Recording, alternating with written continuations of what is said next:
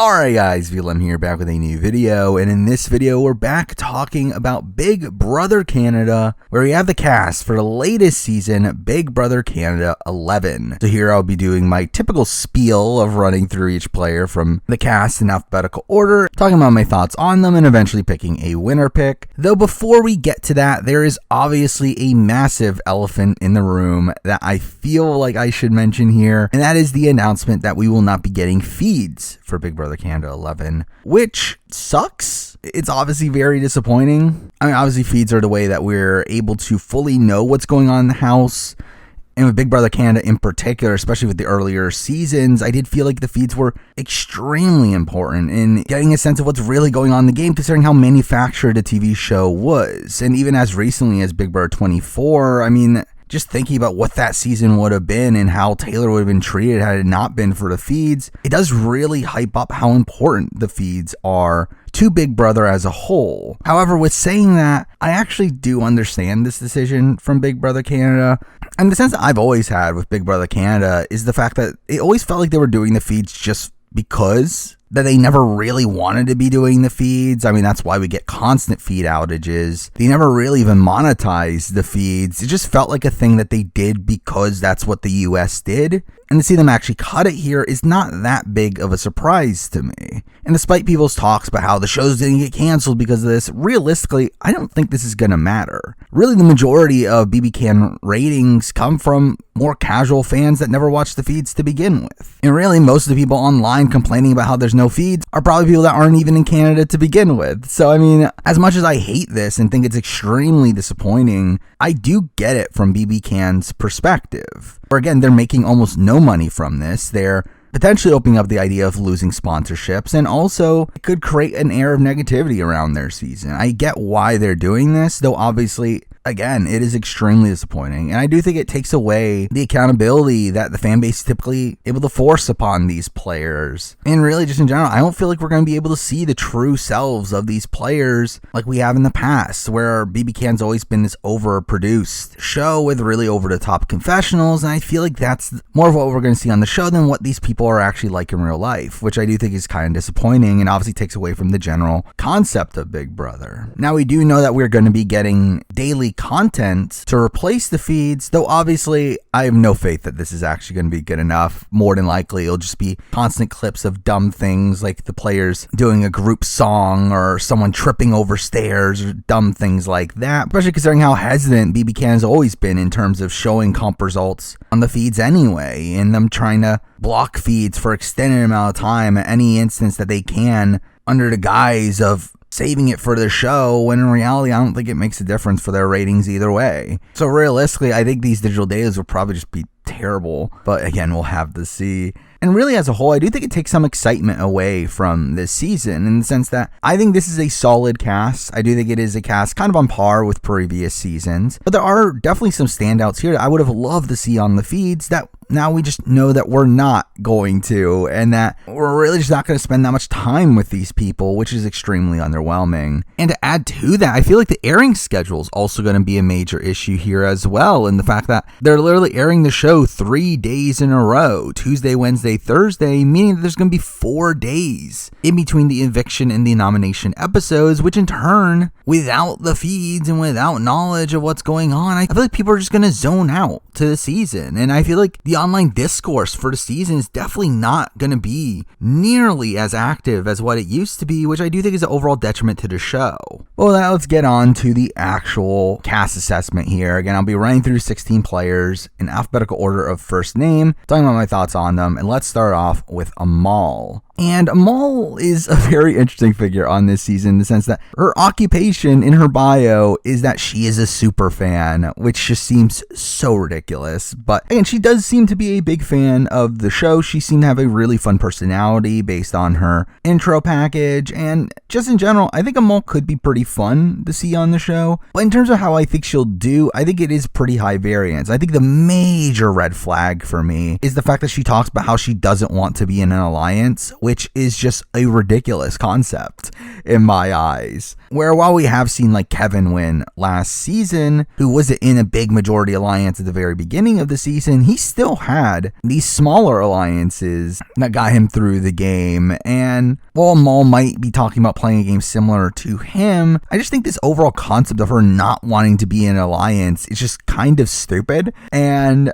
again, to me, that's a major red flag, because like outside of that, I think Amal seemed fine. Like I could definitely see some potential upside to her in her being this like Paris-esque figure, but her very questionable strategy coming into the season is definitely what made me a bit questionable on her, and is why I didn't move her on as a winner pick. Next up, we're moving on to Anika, and Anika is probably the person I'm the lowest on of this entire season. I think Anika has no clue what she is doing on this show, which again I think is disappointing, considering I think Anika seems fun. I think she seems fine in her intro. She had a fun interview for the most part. The problem is that she again talks about how she doesn't know what she's doing. She's only watched one season of BB Can before, being BB Can 6, and more than likely that just being a season that production told her to watch, and talks about how she's not going to watch anything else because she plans on just winging it, and how hard can it be, and that just seems so dumb. I mean, really, since BB Can 3, we've only had one winner that has not been a fan of the show during that time, with that being Ty, who in himself had a very rocky game. And the same thing for the US, where outside of Taylor, it's been nothing but super fans and experienced players that have won the game in recent days. And again, to think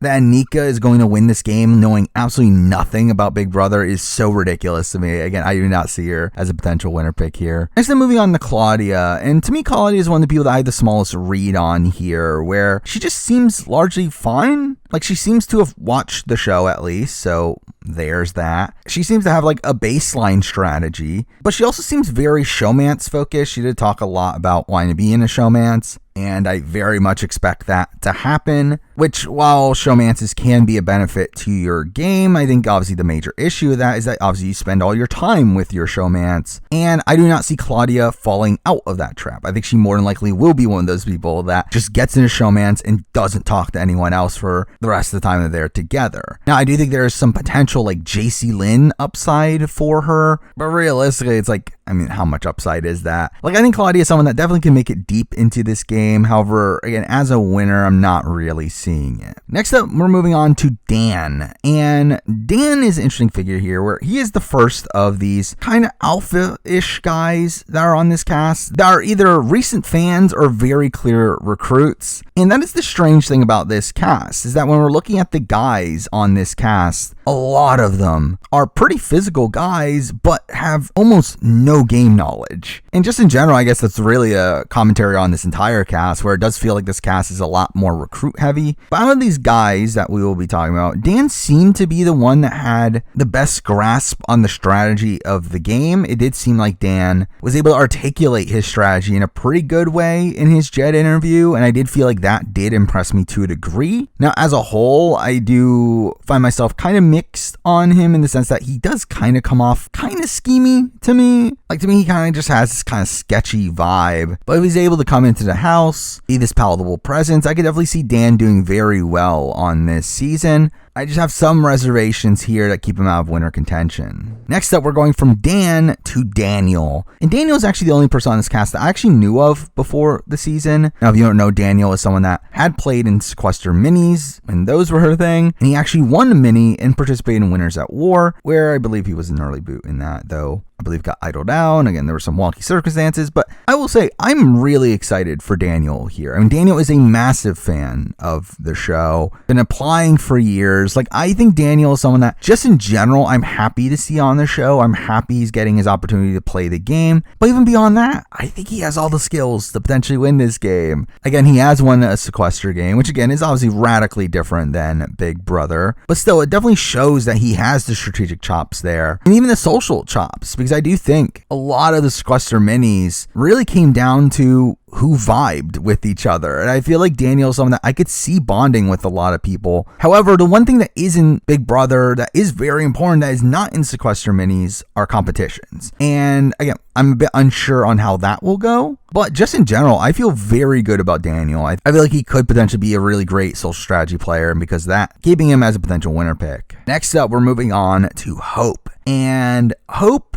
kind of feels like a very generic casting choice to me. He feels like this guy in line with the Jed and the ties of this not super knowledgeable guy about Big Brother coming into the season, but this very athletic guy, a very affable guy, really just a guy that seems poised to do well in any given Big Brother season. Where again, Jed and Ty were my number 1 and 2 in my BB Can 9 cast assessment. I think my opinions of Hope are kind of similar. Again, he seems to have a baseline level of strategy where he did seem to articulate the fact that he does want to get into a big alliance. He did seem kind of boring at the beginning of his interview, though I will say that at the point that he starts talking about his passion for his charity work, I mean, you could tell how much he lit up there. And I do feel like in that situation, if he's able to open up to the other players in the house, I do feel like he is going to be able to build these really strong bonds with people. And just in general, I do feel pretty good about Hope as a potentially great all-around player, and because I'm keeping him in winner contention as well. Next up, we're moving on to John Michael. And I will say I'm very excited for John Michael. Again, in a cast that is not filled with the biggest fans, it does feel like Daniel and John Michael are probably the 2 biggest fans on the board. And again, John Michael just seems to be fun. I loved his interview with Jed, where he just has this really fun energy to him. However, in the game, I'm a bit more mixed. I really want John Michael to do well. I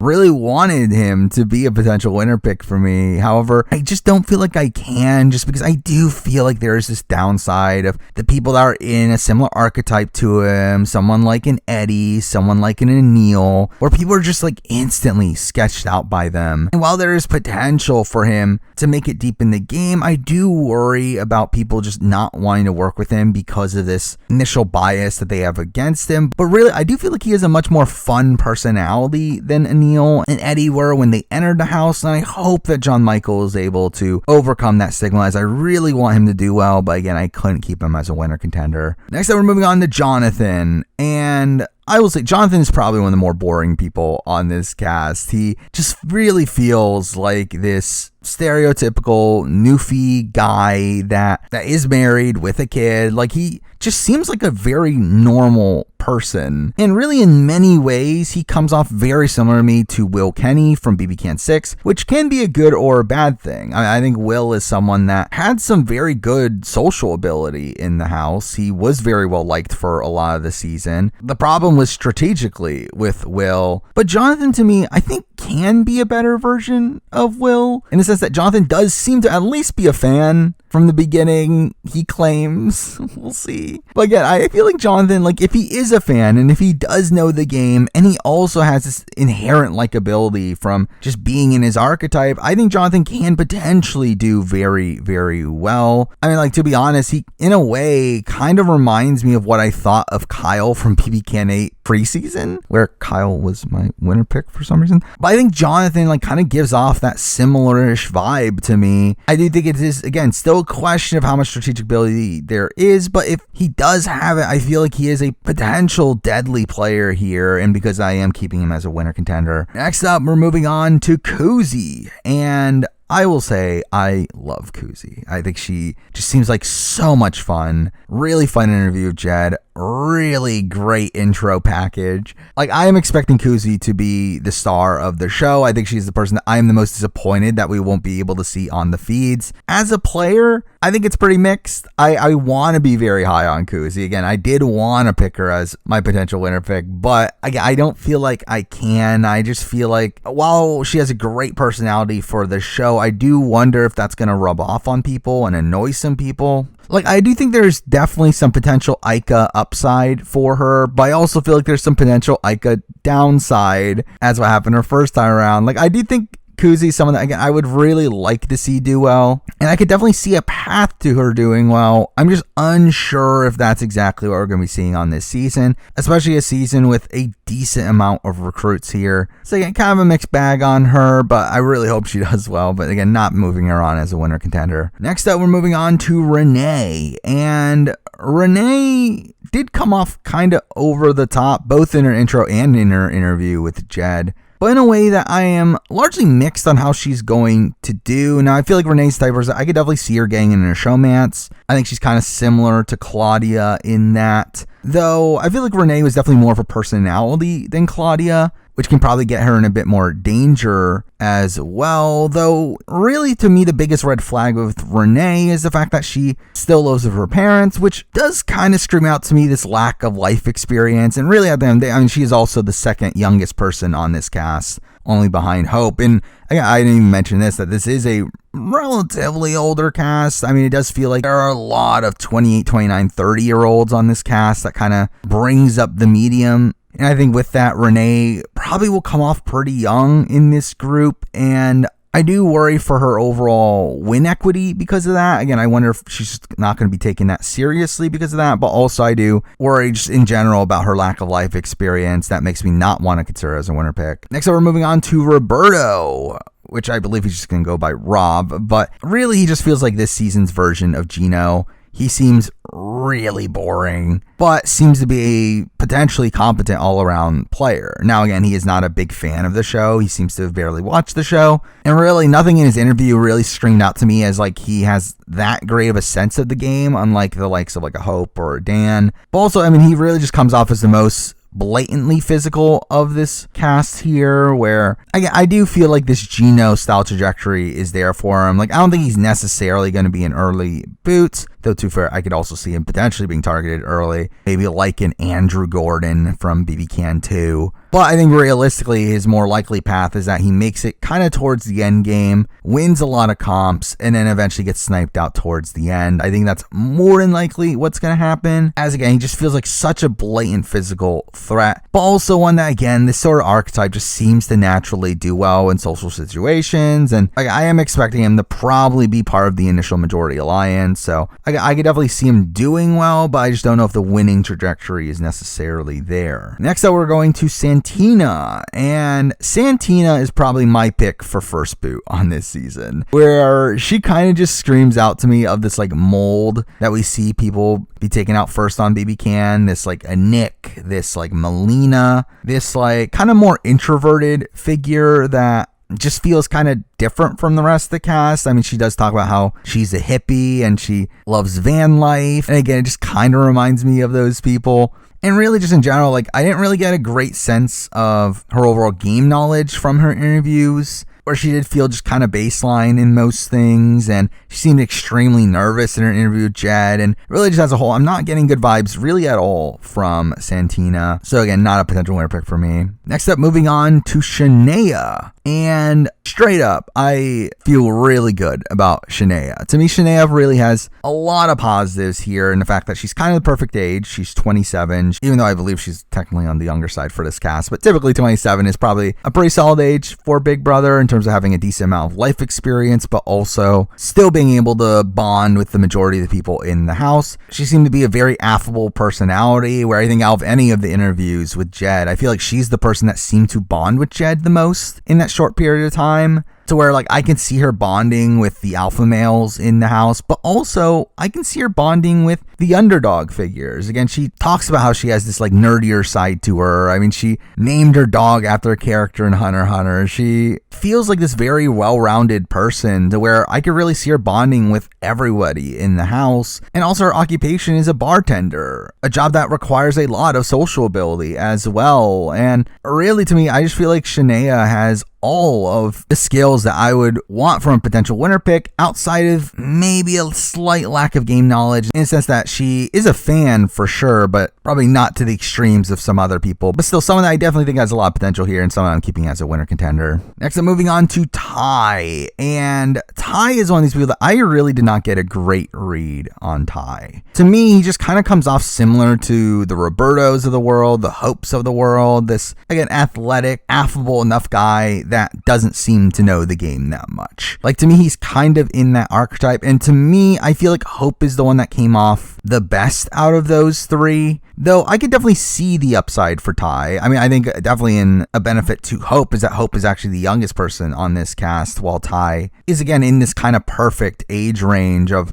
him, I believe, being 28. But really, during his interview, I just found myself kind of bored, and I really got more similar vibes to the likes of Roberto. Now, really, at the end of the day, again, like, I could definitely see Ty making a deep run here. I think Ty still has his potential to be a Ty from BB Can 9-esque player, in him not really having much game knowledge, but maybe turning it on at the end and winning the game, though really his interview didn't really do much for me. That's why I'm not picking him as a winner pick here. Next up, we're moving on to Vanessa, and I'm kind of mixed on Vanessa as a whole. Now, she is the oldest person on this cast, and obviously has a lot of life experience, not just from being the oldest person in the cast, but also obviously having faced a lot of struggles due to having both alopecia and vitiligo. But really, just in general, she came off very mommy to me, to where it felt like her being a mom was like her entire personality, and that can go one of two ways, because at the same time, she did also talk about wanting to play this more aggressive game, and I do wonder if, like, could she fall into this trap of being like this Don Meehan style figure of someone that gets to the end but isn't respected by the jury because of her using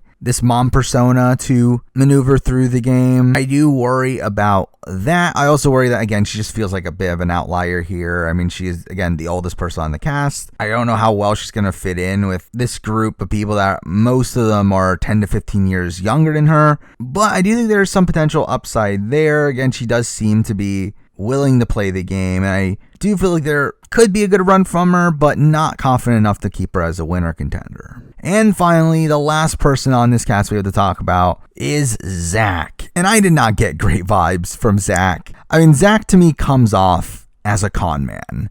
Like, to me, he just comes off so schmarmy in his intro package that makes him instantly unlikable. Though I will say, I do wonder how much of it is an act. I will say his interview with Jed was a bit better. Now, still not great. Like, I feel like there were still a decent amount of red flags there, but at least a bit better. And I think just in general, he does feel like someone that maybe is playing this up for casting to get on the show. But realistically, do I say Kevin Jacobs style run for him? No, I do not. I think maybe he will come in and be more of an affable figure, but he just still kind of comes off kind of douchey, and while I could see him making a decent ways into the game, he's just not someone I'm feeling too good about. But there we go. I mean, that is the entire cast of Big Brother Canada 11. Now let's talk about my potential winner pick. So here I have narrowed it down to Daniel, Hope, Jonathan, and Shania. And again, the first person I'm going to cut here is Jonathan. I do feel like Jonathan is the person that I'm definitely the most unsure of this group, where for me, it's like I could see the potential of him being a good player if he has that strategic ability, though I feel like there is nothing that really indicates that he